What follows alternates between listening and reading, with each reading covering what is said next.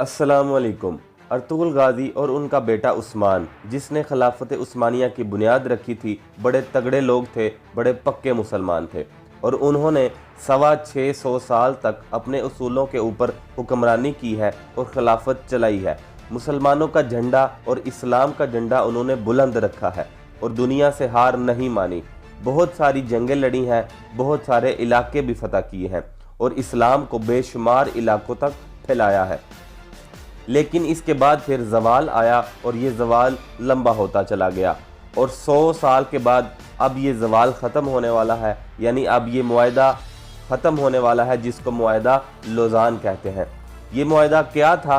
जब उस्मानिया खिलाफत का खात्मा होता है तो बरतानिया अपने हलीफों के साथ मिलकर तुर्की को मजबूर करता है कि वो अपनी बाउंड्री में बंद हो जाए और 5 शराइत रखता है कि वो इस 5 शराइत से 100 साल तक मुकर नहीं सकते। वो 5 शराइत आज भी फ्रांस के अंदर फ्रेंच लैंग्वेज में मौजूद हैं। वो मुआहदा ये था कि खिलाफत उस्मानिया ख़त्म कर दी जाएगी, बाद में इसके जानशीनों को कत्ल कर दिया गया और गायब कर दिया गया और जो बच गए उनको जिला वतन तक भी कर दिया गया और उनके तमाम असासे ज़ब्त कर लिए गए और उनके असासे जब ज़ब्त किए गए तो 3 बरे आज़मों के अंदर बेशुमार मालो दौलत थी। वो सारी की सारी जायदाद जो बरतानिया और उसके हलीफ ममालिक के पास चली गई। इसके बाद तुर्की को एक सेकुलर रियासत बना दिया गया, इसमें से इस्लाम को भी ख़त्म कर दिया गया। खिलाफत पर पाबंदी लगा दी गई और तुर्की के ऊपर यह पाबंदी लगा दी गई कि तुर्की ड्रिलिंग नहीं कर सकता, यानी पेट्रोल या मादनियात नहीं निकाल सकता, चाहे अपने मुल्क से हो या बैरून मुल्क से हो, तुर्की ड्रिलिंग नहीं कर सकता। तुर्की सिर्फ पेट्रोल खरीदेगा। ये बहुत बड़ी ज़्यादती थी जो उनके साथ हुई।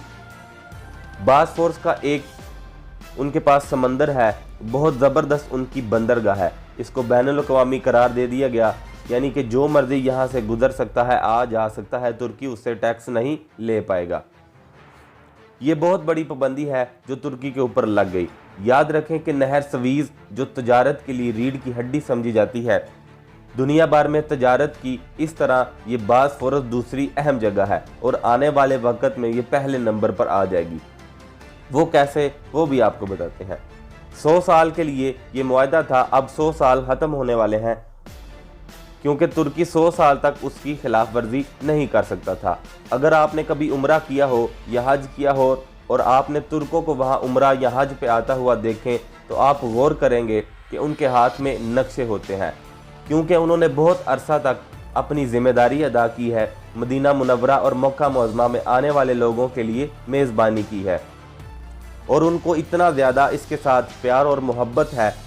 वो जब भी सऊदी अरब कोई नक्शे में तब्दीली करता है तो उनके मुआहदे के मुताबिक वो एक एक पत्थर और एक एक ईंट उठाकर वो अपने मुल्क इस्तांबुल में ले जाते हैं और इस्तांबुल में उन्होंने एक बहुत बड़ा म्यूज़ियम बनाया हुआ है, जिसके अंदर वो उन्होंने ये तमाम चीज़ें संभाल के रखी हुई हैं ताकि उनके लोगों को याद रहे कि अल्लाह ताला ने मक्का मुअज़्ज़मा और मस्जिद नबवी की मेज़बानी की जिम्मेदारी उनके पास 625 साल तक रखी थी। वहाँ जब तुर्क जाते हैं तो उनके पास नक्शे होते हैं, उनको एग्जैक्टली पता है कि किस सहाबी का घर कहाँ पे मौजूद था। वो नक्शे पे ऊपर कंपास रखते हैं और कदम गिन कर चलते चलते उस जगह पर पहुँच जाते हैं और खड़े होकर दुआ करते हैं। बाज़ औक़ात अरबी शूरते पुलिस वाले उनको पकड़ते हैं, उनको निकालते हैं और उनसे नक्शे भी छीनते हैं, लेकिन तुर्क लोग हैं वो ख़ास किस्म के लिबास में इकट्ठे होकर आते हैं, एक तरह के दिखते हैं और एक तरह के जूते और बैगेज भी इस्तेमाल करते हैं।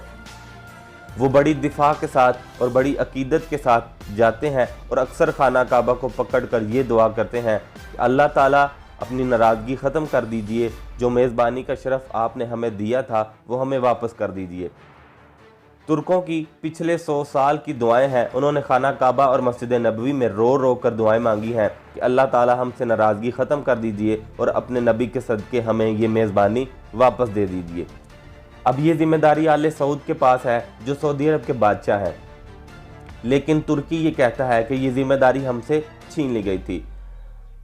अब आले सऊद ये जिम्मेदारी निभा रहा है, लेकिन तुर्की की ख्वाहिश का भी हम एहतराम करते हैं। इसके अलावा हम अपनी राय का इजहार भी ज़रूर कर सकते हैं। कुछ फैक्ट्स हैं जो आपके सामने रखना चाहूँगा। अब 100 साल ख़त्म होने वाले हैं तुर्की करेगा क्या? तुर्की फिर सबसे पहले उसका जो प्लान है वो ड्रिलिंग शुरू करेगा, क्योंकि तुर्की के अंदर तेल मौजूद है। वो तेल निकालेगा और दुनिया को बेचेगा और अपनी ज़रूरत का तेल निकालेगा और ख़ुद कफील हो जाएगा।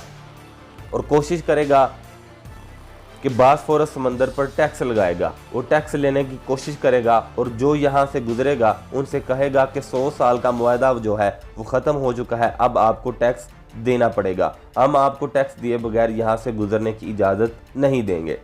इसके अलावा तुर्की एक नहर बनाने की तैयारी कर रहा है जिसका नाम इस्तांबुल कैनाल के नाम पर रखा गया है। ये कहना है कि मुस्तकबिल के अंदर आने वाले 5 साल के अंदर ही ये नहर स्वीज से ज़्यादा अहम और नंबर 1 बन जाएगी। दुनिया भर के जहाज़ यहाँ से गुजरेंगे और तुर्क टैक्स वसूल करेंगे। इतना पैसा तुर्की कमाने दुनिया भर के जहाज़ यहाँ से गुजरेंगे और तुर्की उनसे टैक्स वसूल करेगा और तुर्की इतना पैसा कमाएगा कि कोई सोच भी नहीं सकता। ये है इकानमी की सिचुएशन। आने वाले वक्त में दूसरी एक और बात है कि तैयब उर्दगान ने एक और काम भी शुरू कर दिया है।